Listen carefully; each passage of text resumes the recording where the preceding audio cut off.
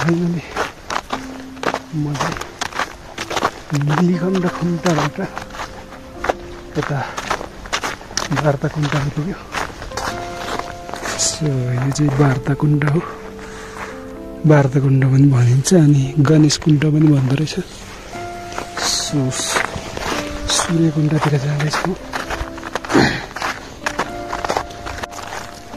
अनि यताको हाइट चाहिँ लगभग 4600 मिटर जतिको हाइट छ। पछाडि चाहिँ सूर्यकुण्ड यता। सो सूर्यकुण्डको पाससम्म पुग्छौँ हामी, गौरीमा पाससम्म, अनि त्यहाँबाट फर्किनेछौँ यता। सो हेर्दै गर्नु होला, हिउँ यतिको छ, मजा छ है। गोपाल भ्यू दामी देखिरहेको छु। वाह, के लेखेको यहाँ।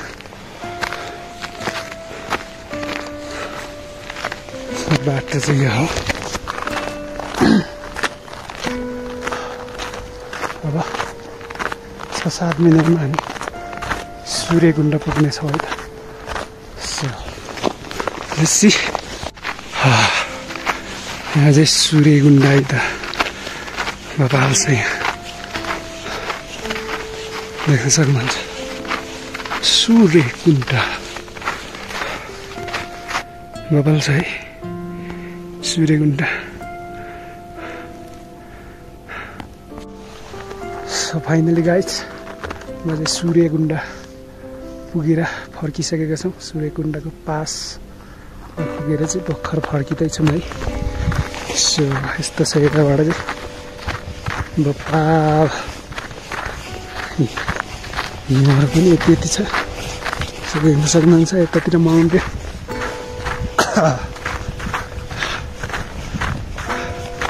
सो फर्किँदैछौँ है त सूर्यकुण्ड पुगेर गोसाइकुण्डतर्फ। सो हिउँभित्र हिँडेको मजा छुट्टै हुन्छ होइन। सुन्नुहोस् है त आवाज।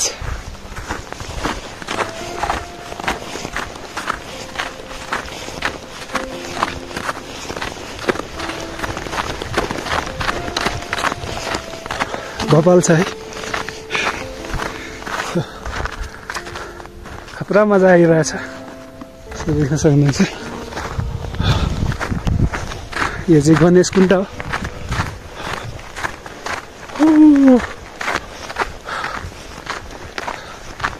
सो अलिअलि हिउँ पनि छ, बबाल छ है ठाउँ। सो यहाँबाट स्लाइड हान्नु पर्यो।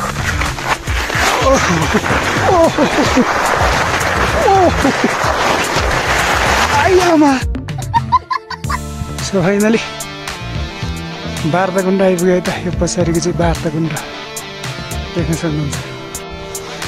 सो म चाहिँ यहाँबाट स्लाइड गर्न लाग्छु। लड्छ कि के हो।